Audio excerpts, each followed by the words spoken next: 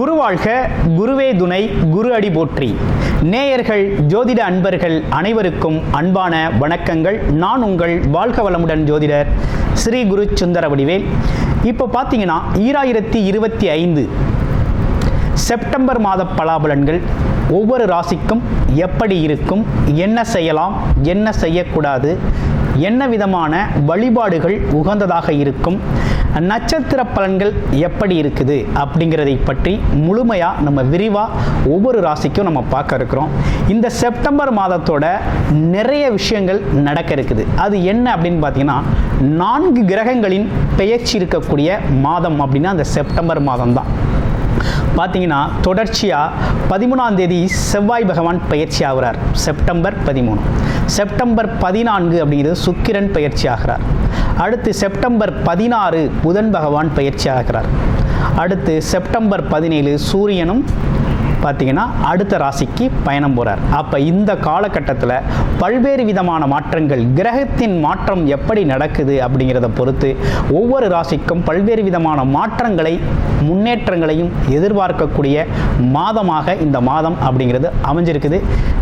எந்தெந்த ராசிக்கு எப்படி இருக்குது அப்படிங்கிறத விரிவாக தெளிவாக இப்போ நம்ம பார்க்கலாம். இப்போ உங்கள் ராசிக்கு எப்படி இருக்குது அப்படிங்கிறத பார்ப்போம். ரிஷபராசி காலச்சக்கரத்தின் 2வது ராசியாக இருக்கக்கூடிய ரிஷபராசி என்பவர்களுக்கு சுக்கிரனை அதிபதியாக கொண்டவர்கள் நீங்கள். இப்போ என்னன்னு கேட்டிங்கன்னா, ரிஷபராசியை பொறுத்த வகையில் பார்த்தீங்கன்னா அப்படின்னா சந்திரன் ஆதிக்கம் அப்படிங்கிறது உச்சம் பெறக்கூடிய ஒரு அமைப்பு அப்படிங்கிறது அங்கே உண்டு.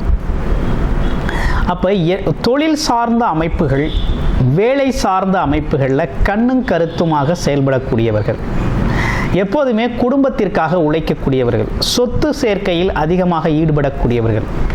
அதாவது எப்படிப்பட்ட ஒரு இடத்தை கொடுத்தாலும் அந்த இடத்தை பண்பட்ட நிலமாக மாற்றக்கூடியவர்கள். அப்போ நிலம் மட்டும் இல்லைங்க, எந்த தொழில், வேலை அமைப்புகள், அப்போ எந்த ஒரு செயல் வேலையை கொடுத்தாலும் அந்த வேலையை நேர்த்தியாக சிறப்பாக செய்யக்கூடிய ஒரு அமைப்பு அப்படிங்கிறது, அதில் கடின உழைப்பை செலுத்தக்கூடிய ஒரு தன்மை அப்படிங்கிறது இயல்பாகவே உள்ள ஒரு அமைப்பு அப்படிங்கிறது உண்டு.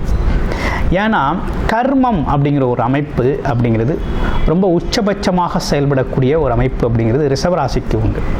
அப்போ உத்தியோகம் புருஷ லட்சணம் அப்படிங்கிறது மாதிரி வேலை தொழில் அமைப்புகளில் அக்கறையுடன் செயல்படக்கூடிய அமைப்பு அப்படிங்கிறது உண்டு. இப்படிப்பட்ட உங்களுக்கு இந்த கடந்த காலங்கள்லாம் எப்படி இருந்தது, இனிமே எப்படி இருக்க போகுது? இந்த செப்டம்பர் மாதம் பார்த்திங்கன்னா பல்வேறு விதமான கிரக மாற்றங்கள் நடக்குது. 4 கிரகங்கள் மாற்றங்கள் நடக்குது. அதில் முதல் மாற்றம் அப்படிங்கிறது செவ்வாய் பகவான் தான் மாற்றம் அடைகிறார், பெயர்ச்சி அடைகிறார். அடுத்து சுக்கிர பகவானும் பெயர்ச்சி அடைகிறார். அடுத்து சூரியன், அடுத்து புதன் அப்படின்னு சொல்லக்கூடிய புத்திக்காரகன் புதன் அப்படின்னு சொல்லக்கூடியவங்களாம் மாற்றம் அடைகிறாங்க. அப்போ கிரகங்களின் மாற்றங்கள் பார்த்தீங்கன்னா மனிதர்களில் மாற்றத்தை ஏற்படுத்தும், மனங்களில் மாற்றத்தை ஏற்படுத்தும், செயல்களில் மாற்றத்தை ஏற்படுத்தும், நடவடிக்கைகளில் மாற்றத்தை ஏற்படுத்தக்கூடிய ஒரு அமைப்பு அப்படிங்கிறது உருவாகுது. இப்போ ரிஷபராசியை பொறுத்த வகையில் பார்த்தீங்கன்னா குரு சுக்கிரன் சேர்க்கையோடு இருந்தது காலங்கள், போன மாதம்லாம் பார்த்தோம்னா சேர்க்கையோடு இருந்த ஒரு அமைப்பு இருந்துச்சு. இப்போ சுக்கிரன் எங்கே இருக்கிறாரு? ராசிநாதன் 3ஆம் இடம். அடுத்து வருகின்ற பார்த்தீங்கன்னாக்க 14ஆம் தேதி, செப்டம்பர் 14ஆம் தேதி சுக்கிரன் பார்த்தீங்கன்னா பெயர்ச்சி அடைகிறார். எந்த இடத்துக்கு பெயர்ச்சி ஆகிறார்னா காலபுருஷனின் 5ஆம் இடம்னு சொல்லக்கூடிய சிம்ம ராசிக்கு பெயர்ச்சி அடைகிறார். அங்கே இருக்கக்கூடிய கேது பகவானோடு போய் இணைகிறார். அப்போ அது நாள் வரை பார்த்தீங்கன்னா உங்களுக்கு சிறப்பானது ஒரு அமைப்பு அப்படிங்கிறது இருக்குது. அப்போ செப்டம்பர் 14 வரை பார்த்தோம்னா எடுக்கின்ற முயற்சிகளில் வெற்றி கண்டிப்பாக உண்டு. அதே போல் வருமானம் சார்ந்த விஷயங்கள் ரொம்ப சிறப்பாக நடக்கக்கூடிய ஒரு தன்மை அப்படிங்கிறது உண்டு. அடுத்து வேலை தொழில் அமைப்புகள் நல்லா இருக்குமா அப்படின்னா கண்டிப்பாக உறுதியாக நல்லா இருக்கும். இப்போ கொஞ்சம் சங்கடங்கள் இருக்கும், ஆனால் இருந்தாலும் நல்லா இருக்கக்கூடிய சூழ்நிலையை தான் கொடுக்குது. வேலை தொழில் அமைப்புகள் அதுலேயும் பார்த்தீங்கன்னா லாபஸ்தானாதிபதி ரிஷபராசி சுக்கிரனோட நண்பர்னு சொல்லக்கூடிய சனி பகவானும் 11ஆம் இடமான லாபஸ்தானத்தில் அமர்ந்திருக்கிறதுனாலையும் 10ஆம் இடத்துல ராகு பகவான் இருக்கக்கூடிய சூழ்நிலையிலும் பார்த்தீங்கன்னா கிட்டத்தட்ட இந்த அமைப்புகள் எல்லாமே பார்த்தீங்கன்னா உங்களுக்கு சாதகமாக இருக்குது, ரொம்ப சாதகமாக இருக்குது. அதுலேயும் 2ல் குரு இருக்கிறது அப்படிங்கிறது ரொம்ப அற்புதம். தனக்காரகன் சொல்லக்கூடியவர், குழந்தைக்காரகன் சொல்லக்கூடியவர், ஆமாம் செல்வச் செழிப்பு அப்படிங்கிறதுக்கு குரு தான் அடிப்படை. அது மட்டும் இல்லாமல் பேசுகிற வார்த்தைகள், சொல்கின்ற செயல்கள், நம்மளை பிறருக்கு பிடிக்கணும் அப்படின்னாலே நம்மளிருந்து வரக்கூடிய வார்த்தைகள் வந்து மிக அழகாக இருக்கணும். அப்படிப்பட்ட விஷயங்களை சொல்லுக்கு வலிமை கொடுக்கக்கூடிய குரு பகவான். அதாவது குரு அப்படிங்கிறவர் ஒரு வார்த்தை சொல்லிவிட்டு அதை யாருமே தட்ட மாட்டாங்க, பார்த்துருக்கீங்களா? அந்த மாதிரி குரு பகவான் அப்படிங்கிறது 2ஆம் இடத்துல அமர்ந்திருக்கக்கூடிய ஒரு நல்ல அமைப்பு இருக்குது. அப்போ தனம், குடும்பம், வாக்கு அப்படிங்கிற ஒரு அமைப்பு அப்படிங்கிறது பலப்படக்கூடிய காலகட்டமாக இருக்குது, பலப்படக்கூடிய காலகட்டமாக இருக்குது.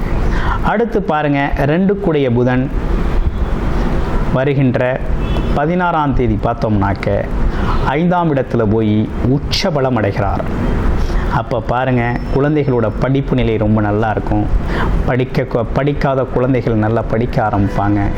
சொல் கேளாத பிள்ளைகள் கேட்க ஆரம்பிக்கும். நடவடிக்கைகளில் மாற்றம் ஏற்படும். அடுத்து தொழில், கமிஷன் தொழில்கள் செய்கிறவங்க, பொருளை வாங்கி விற்பனை செய்யக்கூடிய சேல்ஸ் மார்க்கெட்டிங் துறைகளில் இருக்கக்கூடிய ரீட்டைல் பிஸ்னஸில் இருக்கக்கூடியவங்க அனைவருக்குமே பார்த்திங்கன்னா பிஸ்னஸ் ரொம்ப மனசுக்கு பிடிச்ச மாதிரி நிறைவாக நடக்கும். மனசுக்கு பிடிச்ச மாதிரி நிறைவாக நடக்கக்கூடிய ஒரு நல்ல காலகட்டமாக இருக்குது.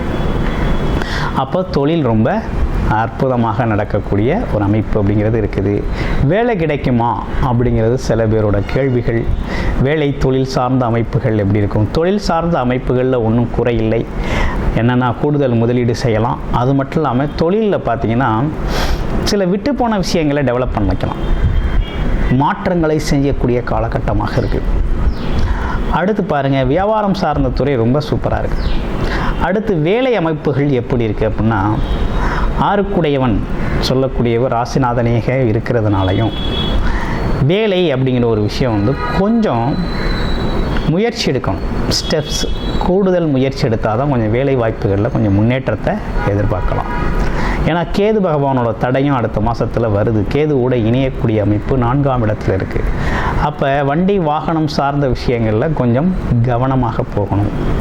அதே போல் குடும்ப உறுப்பினர்கள், பெண்கள் சார்ந்த விஷயங்கள், கணவன் மனைவி பெண்கள் சார்ந்த விஷயத்தில் கொஞ்சம் பேச்சுவார்த்தையில் கவனம் தேவைப்படுகிறது அப்படிங்கிற அமைப்பு இருக்குது. அது மட்டும் இல்லாமல் அம்மாவோட உடல் ஆரோக்கியத்தில் கூடுதல் கவனம் எடுத்துக்கணும் அப்படிங்கிற அமைப்பெல்லாம் இருக்குது. சரி, இவ்வளோ விஷயங்கள் இருக்குதே. ஆமாம், கொஞ்சம் சீனியர் சிட்டிசன்ஸ்க்கெல்லாம் எப்படி இருக்கும் அப்படின்னு பார்த்தோம்னா, ஏதேனும் புது முதலீடு செய்யணும் அல்லது புதுசாக ஏதாவது ஒரு செய்யணும்னு நீங்கள் திட்டமிடுறீங்க அப்படின்னா அந்த காலகட்டத்தை பயன்படுத்திக்கங்க. நல்லா தான் இருக்குது, சிறப்பாக இருக்கக்கூடிய காலகட்டமாக தான் இருக்குது. உங்களை பொறுத்த வகையில் பார்த்தீங்கன்னா இன்னமும் ஒரு அற்புதமான ஒரு விஷயம் என்னென்னு கேட்டிங்கன்னா, 7 6 12 6 வரக்கூடிய இந்த அமைப்பு அப்படிங்கிறது பார்த்தீங்கன்னாக்க இந்த பழைய கடன் பிரச்சனைகளுக்கெல்லாம் ஒரு தீர்வு கிடைச்சிடும். எதிரி தொந்தரவு, தேவையில்லாத சிக்கல்கள் இதெல்லாம் கொஞ்சம் மறைஞ்சிரும். நட்பு பாராட்டக்கூடிய ஒரு நல்ல அமைப்பு அப்படிங்கிறது ஏற்பட்டிருக்கு. கிட்டத்தட்ட ரிஷபராசியை பொறுத்த வகையில் நல்ல அமைப்பு தான் கூடி வருது. முதல் நட்சத்திரம்னு சொல்லக்கூடிய கார்த்திகை நட்சத்திரம் அப்படிங்கிறது எப்படி இருக்குது அப்படின்னா, வீடு வண்டி வாகனங்கள் சார்ந்து முயற்சி எடுக்கிறீங்க அப்படின்னா அந்த காலகட்டத்தில் கொஞ்சம் தடை தாமதத்தோடு நிறைவேறக்கூடிய ஒரு அமைப்பு இருக்குது. கூடுதல் கவனமும் தேவைப்படுது. அடுத்து ரோஹிணி நட்சத்திரத்துக்கு எப்படி இருக்குது அப்படிங்கிறத பார்க்கணும்.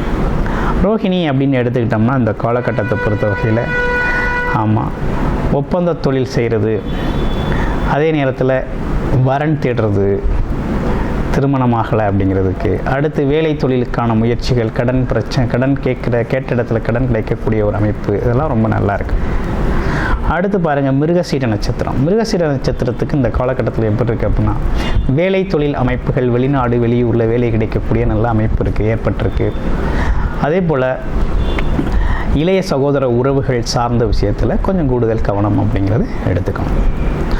இப்படிப்பட்ட கிரக மாற்றங்கள் ஏற்பட்டிருக்கக்கூடிய கிரக மாற்றங்களில் இப்படிப்பட்ட விஷயங்கள் கோச்சார நிலைகளில் இருக்கக்கூடிய ஒரு அமைப்பு அப்படிங்கிறது ரிஷபராசிக்கு இருக்குது.